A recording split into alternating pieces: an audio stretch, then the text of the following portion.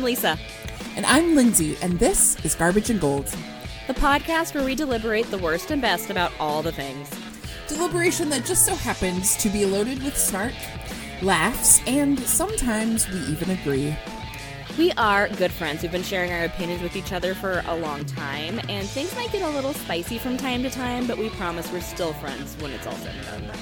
And after we get done talking to each other, we want to hear your opinions too. So stay tuned to the end of the show to find out more about how to do that. And now, guys, are you ready? I don't know if you're ready, because it is time for the deliberation.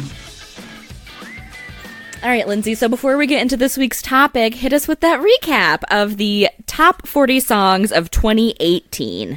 All right. So, you often call me the music one in this partnership. Yeah. And I would like to humbly request we don't do music topics anymore because they make me sad.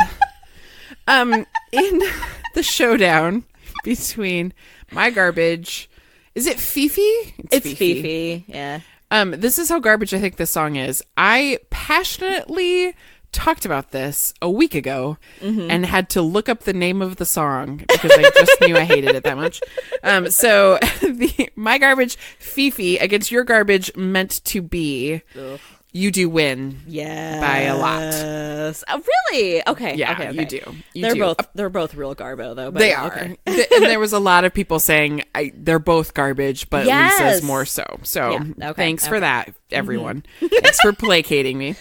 And then in the showdown of My Gold, Delicate against Your Gold, Pray for Me, you also won. Yes. So, I just don't want to do music anymore. Woo!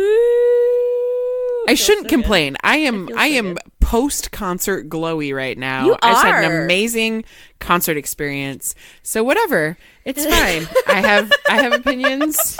I feel good about them. You should. Great you should about hang them. on to those. You should hang on to those.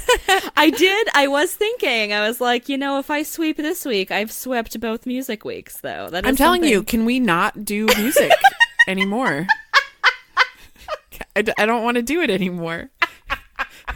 Because it's too personal. It cuts you too deep. It's one of the things I actually care about. I actually care too. Like, to be fair. No, you don't. I'm not just winging it. Yes, I do. I care about music. I'm just not as well versed in appreciating it on all the levels like you are. Well, that's kind of you, but apparently that's not what the world needs. No, you will remember though, the night that we recorded that episode, I had a complete crisis of do I go for what I feel in my heart? Yeah. Or am I going for votes? Yeah. And you were like, you have to go with your heart. And I was like, okay. I did too. Yeah. Because there are people that called us out like, oh, there was all these other really popular fun songs. I'm like, that's fine. Yeah. But I'm still choosing what I truly believe was the gold of the top 40. Like, right. Yeah. Like, it's our garbage and our gold. It's our opinions. And so there are, you can even love Fifi as a song and you can love Tanashi 6ix9ine if you want to. Like, that's fine. We don't. Yeah, not even a little But bit. there are opinions and you're entitled to your opinions. Absolutely. Yeah. Absolutely. So, Lisa, do you have some comments about this excellent poll results? Congratulations, my friend. Thanks. Thank you. Congratulations. So much. Thank you. I did have one from Instagram. It's from @MandyBaxter. She actually had a Lindsey sweep vote, but her laughing at your comment of JTT as a rapper made me laugh all over again. And I was just like, yes, like the thought of JTT as a rapper in reference to Drake being a rapper who was also like a teen star on Degrassi. So his real name is Aubrey Graham, guys. Like, just okay. All right. Cool it. Just cool it with your street. You're your not street hood. smarts. You are not hood, Drake. Anyway. So that was my comment this week. I just really appreciated that. It makes me laugh thinking about JTT as a rapper. So You're what welcome. about you? What are your comments for the week? So I just have one from Twitter, and it is @LemonDahlias, and they responded to our tweet of, ugh, I hate all of the songs, but I hate T Swift even more. Okay. For all that Taylor has done for young girls and just young people in general, she is one of the most successful, like, her reputation tour, like, she set all these records of things. How can you hate her more than Fifi or Meant to Be? I don't understand. Yeah, so. yeah. I mean, is it very possible that Kendrick Lamar beats Taylor? 100%. Yeah. But you can't say that you hate Taylor Swift more than all the other 39 songs on the top 40. It is very fascinating to me how divisive Taylor Swift is. Like, I did not realize that, honestly. I really thought she was just kind of like, you either loved her or you were like, she's okay. Yeah. But yeah, this week, no, that was not the case. People really, some people were like I know Jason A was like, yeah, Taylor's great. And then other people were like, nope, she's complete trash. And I'm like, wow. Yeah. Wow. Okay. Yeah. I didn't think it was going to be that strong, but here we are. You know what? We love your opinions. We do. Especially that was me not this even week, though. That was not even sarcastic. It wasn't. It wasn't. When you laugh like that, they think I'm being sarcastic with like a funny. They can't see my face, and my face is very sincerity earnest. in it. Just the pure sincerity. That's the best part. Don't laugh when I'm being sincere. I'm just riding a high from sweeping music again. I can't believe it. What a world. What a time to be alive. And that's the end of the Garbage Gold podcast. Again. We've Dissolving this partnership. Again. Yep. So I am in the mood. I am in the business now of finding a new co-host. So... I think Dice Sarah was trying to get on that last I know. week, if I Come on, remember. Sarah. Let's do it. Let's do it. Except Dice Sarah did dig out, because I was in her wedding several years ago. Oh, yeah. And she did dig out a picture of me at her wedding. And it's hard to tell, but she thinks I have white girl cornrows. I don't remember. It's been a long time ago. So it certainly looked like it in the photo on the Twitter. It did. I almost looked like a pineapple. Yep. It was a look. It was definitely a look. It was a look. Dang it. It was a look. So maybe I don't want, if she's going to do things like that, maybe I don't want to do a podcast with her. Throw me under the bus. My pineapple hair that you made me get because it was your wedding. I'll transition us to the show here. Whew. Now, on to the show. You like that? That was a lot of good. silliness, and then you got very serious.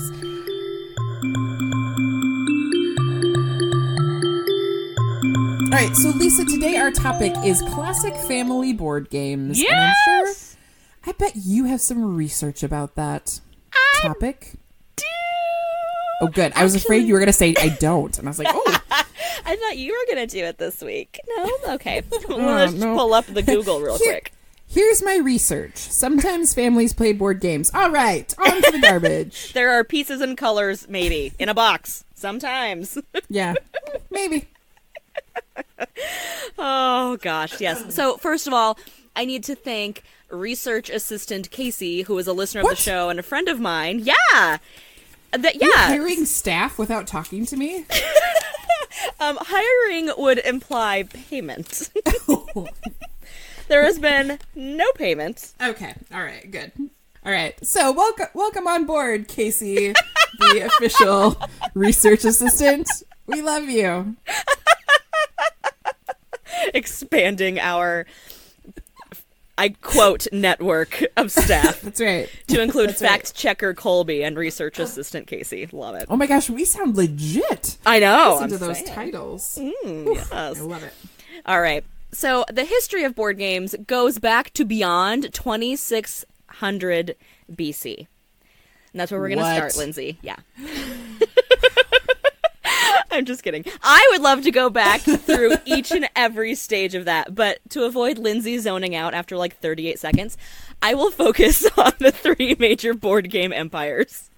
I'm just trying to keep our listeners who might be driving at the moment from getting into a car accident out of sheer boredom. Because they won't turn it us. off. They're not going to turn off the podcast. They love us listen too to much. me drone on.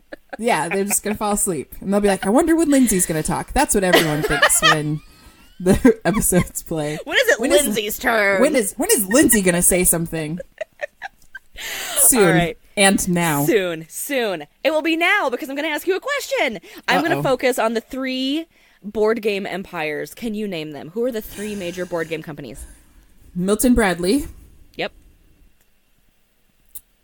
And Will Keith Kellogg. Honorable mention.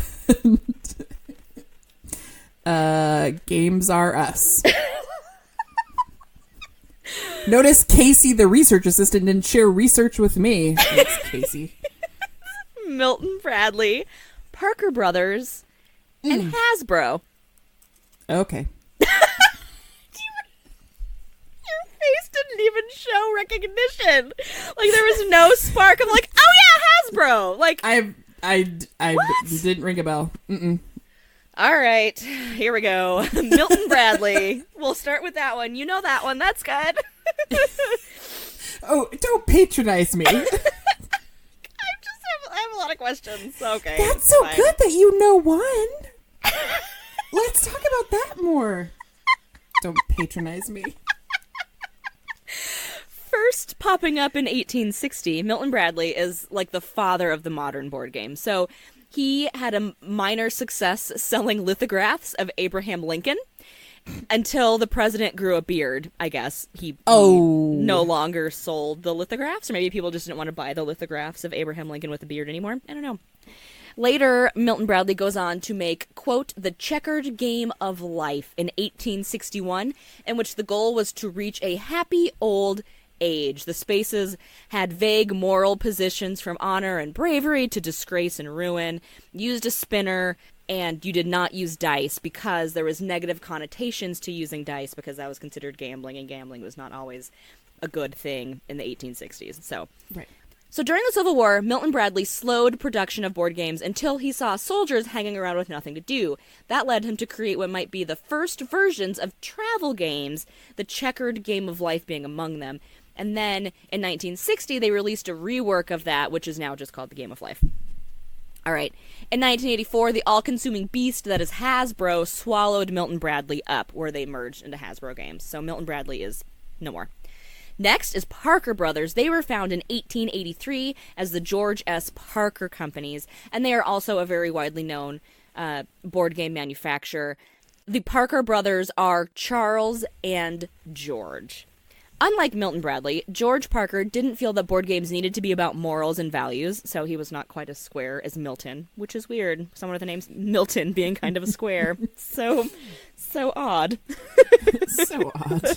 They found early success selling games like Banker, which came with 160 cards. They continued their business and they made games based upon real events and wars, but they didn't find real success until they published a rather well-known game called Monopoly, smack dab in the middle of the Great Depression. Fun fact, the game was originally called The Landlord's Game. So weird that they changed that title, because that sounds like a real fun time to play the Landlord's Game during the Great Depression when everybody's already not happy. Let's play the Landlord's Game, everyone.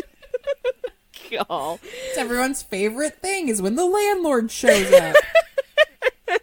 The company remained in family hands until 1968 when General Mills bought them.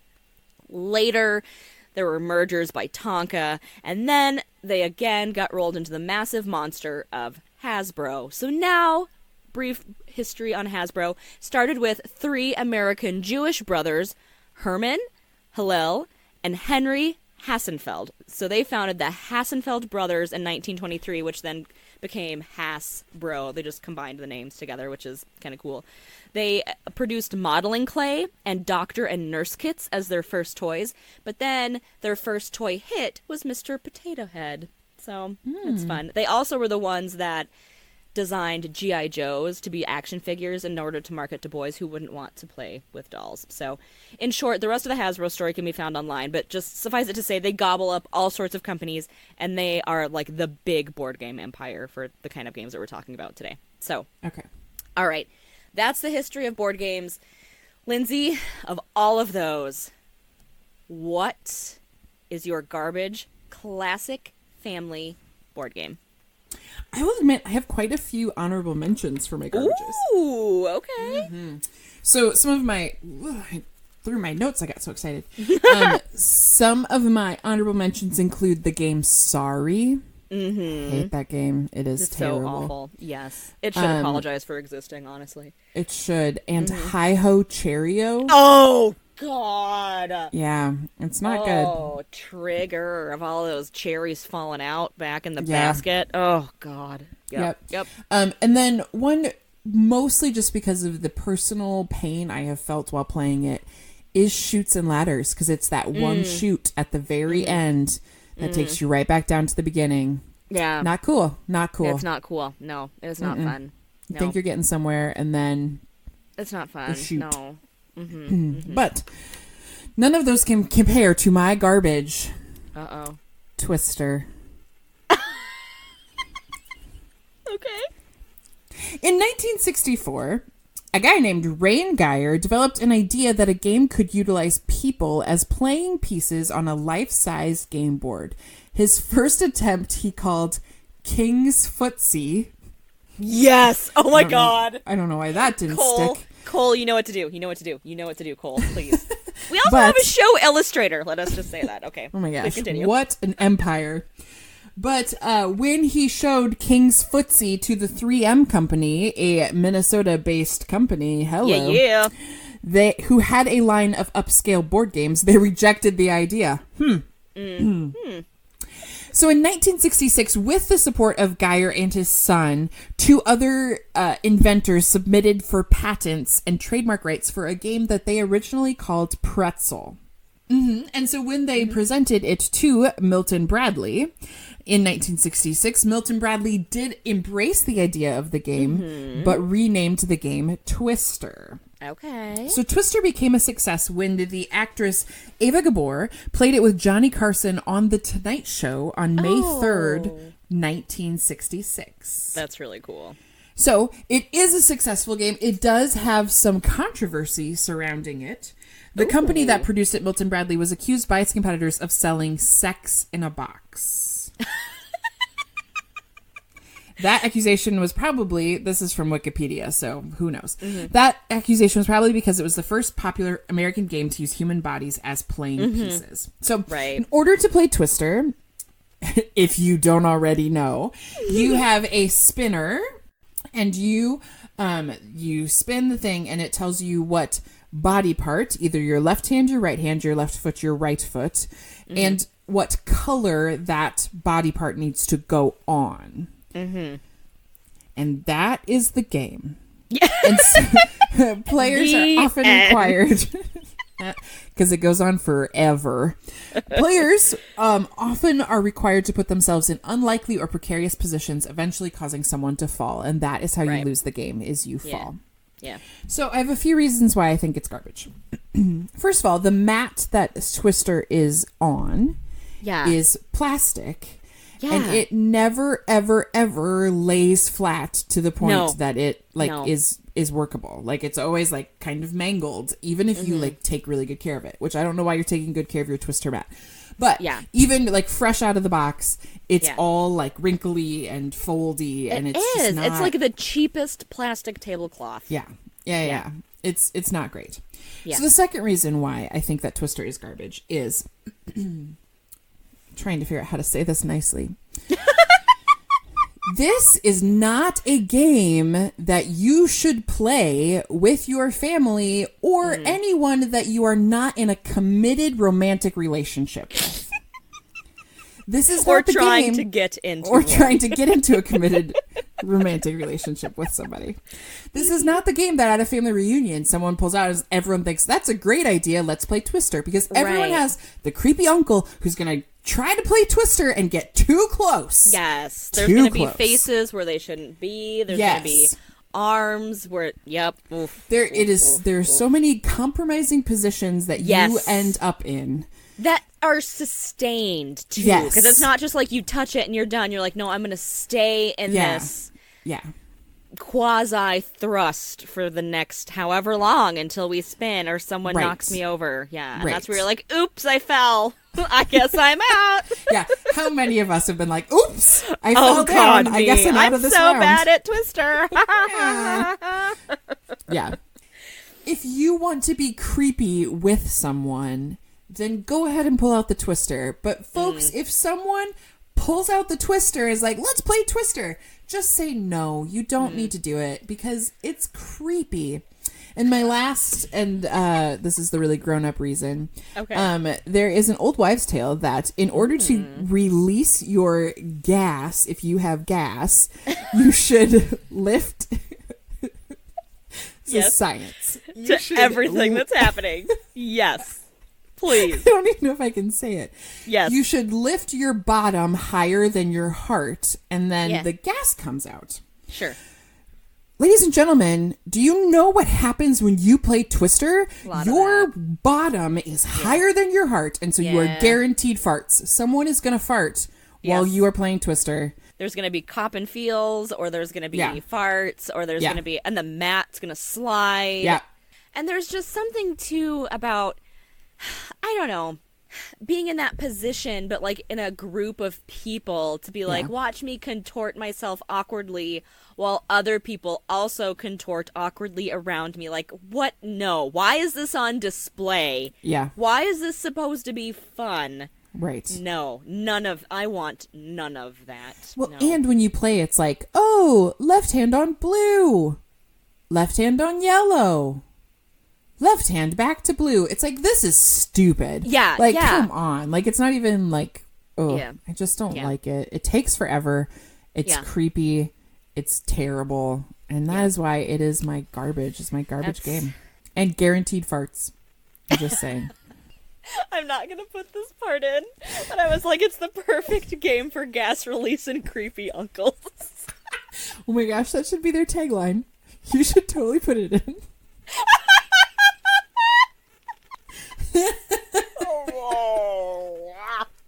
Okay.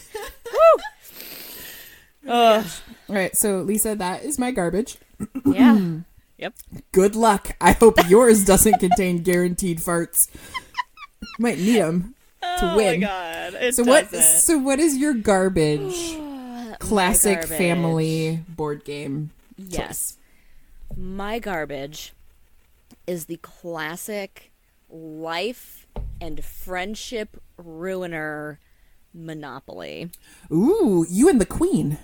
The Queen Does she- of England. Does she hate Monopoly? She hates Monopoly. Yeah, well, she's a smart lady because Monopoly is complete garbage. So, Monopoly, if you're not familiar, lucky you. But it's a board game published by Hasbro, and in the game you roll dice to move around the board, buying and trading properties and developing them with houses and motels.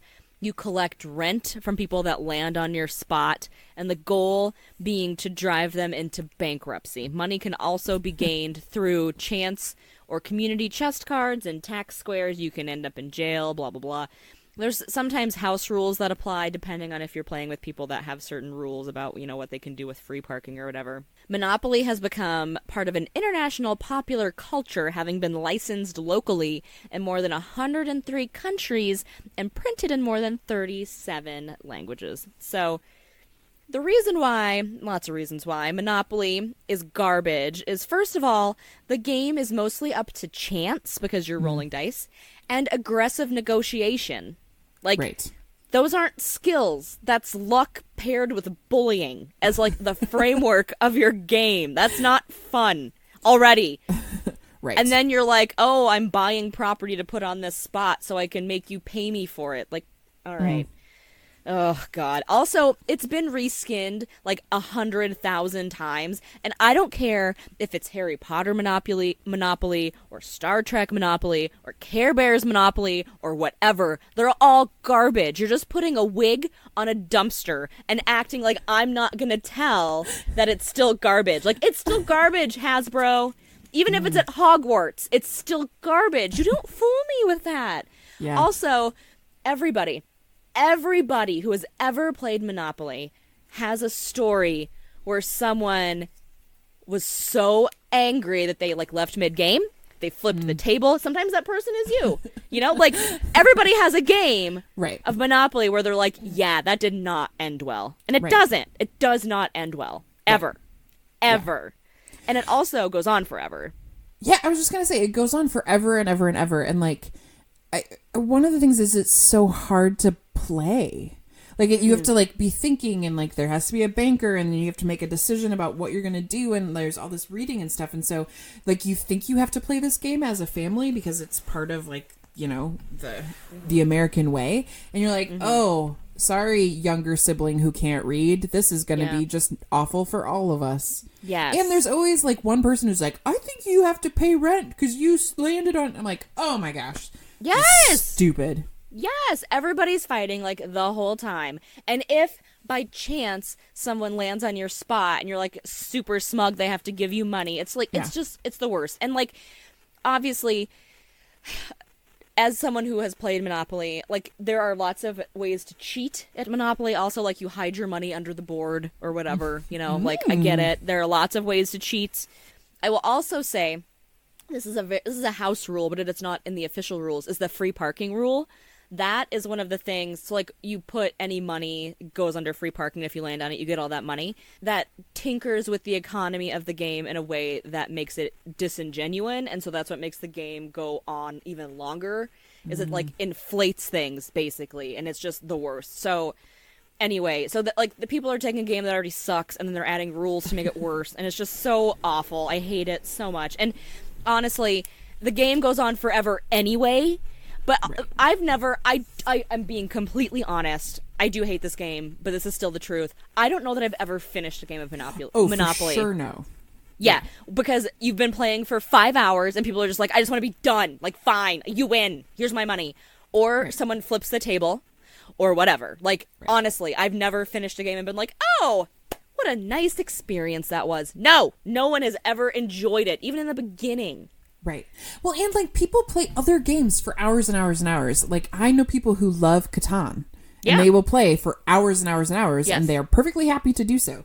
Yeah. There's no one who plays Monopoly for hours and is like, that was great. What a great use of my time. Does not feel good. Does not. Yeah. As someone who plays very long board games a lot of the time, Monopoly is just there is nothing enjoyable about Monopoly. Even like the very beginning of the game, selecting what piece you're going to be. God. So anyway, I hate Monopoly. It's my garbage. It's the worst. It ruins friendships. It ruins lives, and it belongs in the dumpster. So. I was gonna say before you said it belongs to the dumpster, I was gonna be like, just like this podcast. But that it ruins lives. It ruins lives. It ruins friendships. Oh, God. Okay, so we've had our garbages of Twister and Monopoly, both very garbage games. So, good luck voting on that one. Yeah. What is your gold classic family board game? So, my gold board game, and this was difficult because I feel like they're kind of all on the same level of like, like, okay, you're not garbage, but whatever. So, like, I will do an honorable mention for Candyland. I think because Candyland is the one game you can play with a small child, and it's easy to cheat. Yes. And it's easy for them to play. Like, they can still, like, participate. So, like, that's one you can pull out of the cabinet when they're like, let's play Monopoly. You're like, let's play Candyland. And it's usually over quickly. Yeah. Yes. Oh, that is a thing, usually. Yes. Yeah. So, thank you, Candyland. But my gold is The Game of Life, which is also known as Life.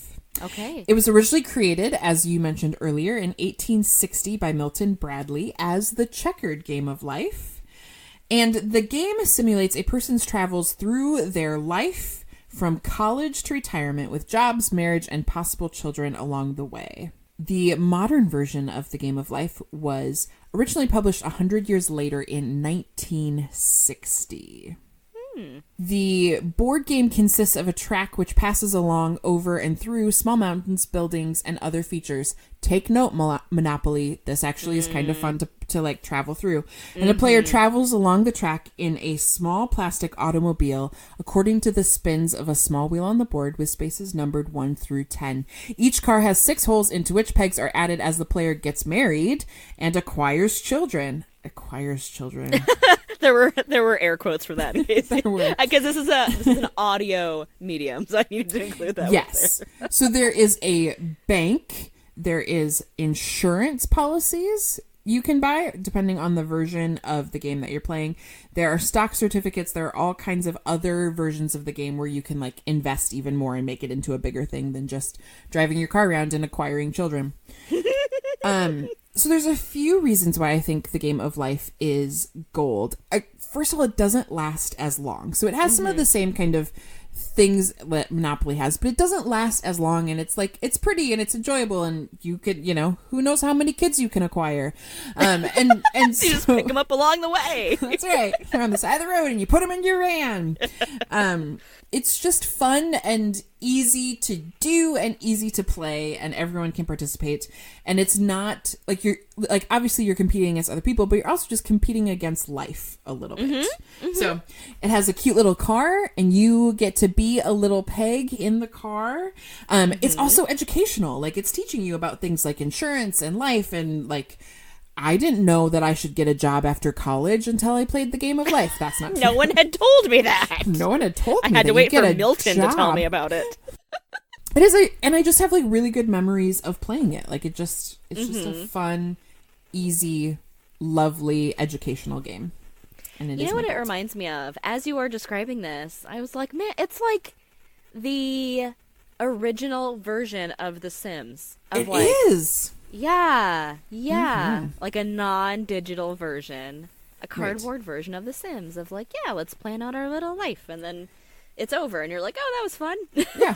Like, yeah. You don't hate anybody. And I do like, too, that you picked a game where you are competing against each other, like you said, but it's more the game is your opponent. Yeah. I personally really like games that are that way, where you're competing against the game and the system itself versus each other. So right, because when you compete against each other, that's when you ruin friendships. Yeah, that's when lives are ruined. Yeah, you're right. Yeah, just a fun one. Cool. So if you have the Game of Life at your house, break it out, play it with your family. Get your minivan out, acquire some kids in there.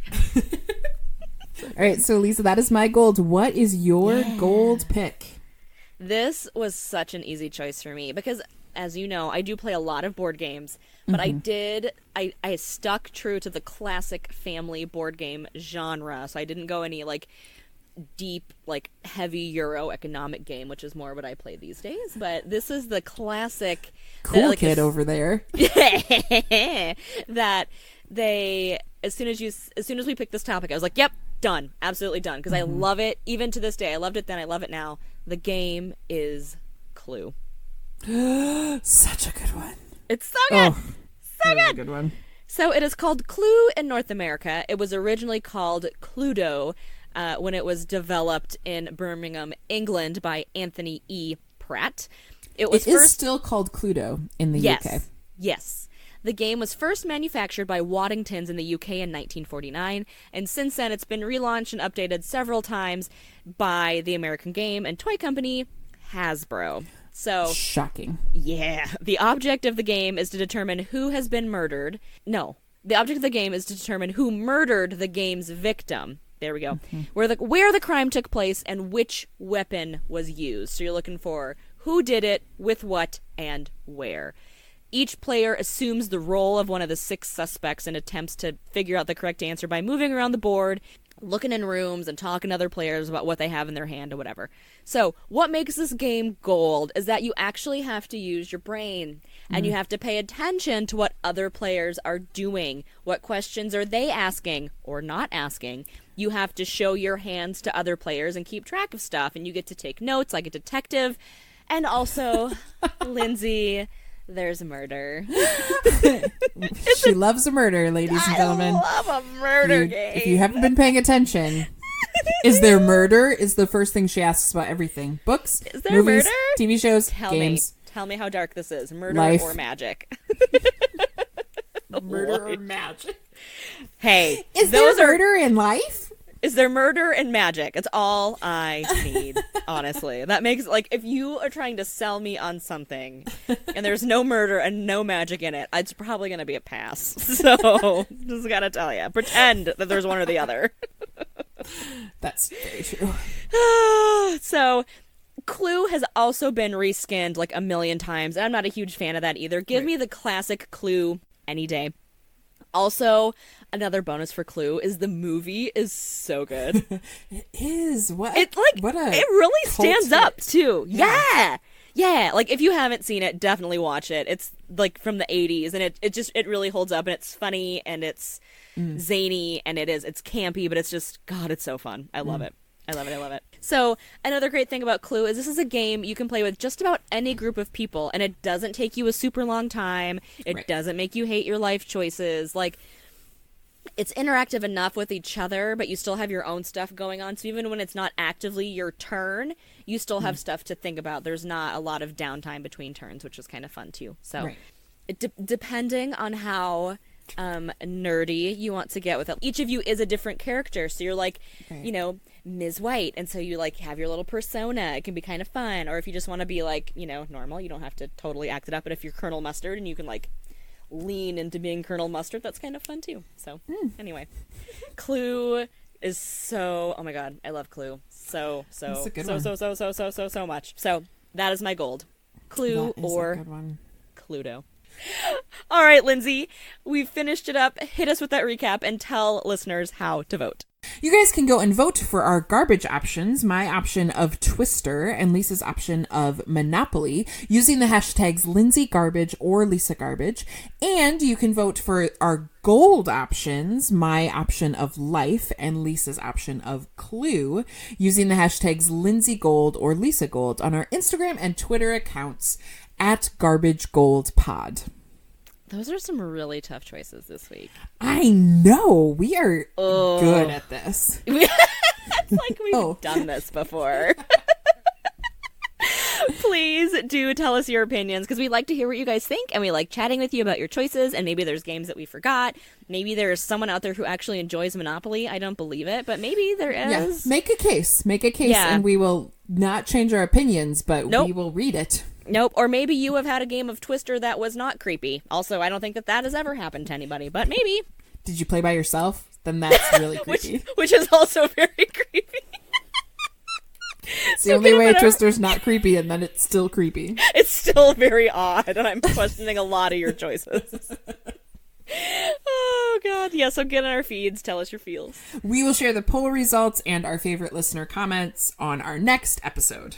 If you haven't done so already, if you could buzz on over to iTunes or wherever it is you listen to us every week and give us a rate, review, and subscribe, we would really appreciate that. And we would love it if you would tell your friends about us, because one of us likes friends.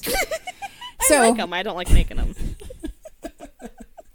So how do you get friends then? Do you acquire them? Do you just drive by and they get in the minivan? So my friend Jen, Makeshift Jen, put on Twitter, she was like, because she and I were talking, and she's like, don't you wish you could send someone a friend request, but like in real life, so you didn't have to do like the whole get to know you thing. You just be like, oh good, we're just friends now, like it's just done. I was like, yes, that's all I want. It's just to go from like, oh, you seem cool, let's be friends, boom, friends, done. Yeah, I want that. You just say that. But then you have to go through the process of getting to know them. You can just say, hey, I think you're cool, let's be friends, and then go to lunch and talk about the things you like. Why you are something else. All right, so join us next week when we deliberate to the garbage and gold of Disney villains. I'm excited! I know, I'm so excited. The research for this one's going to be super fun. By research, I mean watching movies. Let's be very clear. I meant like my researching for my garbage and my gold picks. Has Disney's streaming service, that hasn't started yet, right? I don't think so. Oh, should we clarify? Are we doing Disney animated? Ooh. Otherwise, Disney villain could be like Darth Vader, because that's Disney. Yeah, but not when it was made. Oh, okay. Okay, fair. I think we should go animated, but okay. I'm up for interpretation. No. I think animated's good. I was thinking animated already, so that makes sense. Yeah. We're going to do animated. Yeah. And I'm excited. I love villains, so I don't know what I'm going to do. Yeah. Or even determining what makes a garbage villain. Like, just they're not good, or that they're just a like super bad human. Oof. Or they don't have to be human. They don't have to be human. They might not be. Not in the Disney universe. Oh my god, I'm excited. Okay, this is going to be great. All right, so we will see you guys next week. Bye.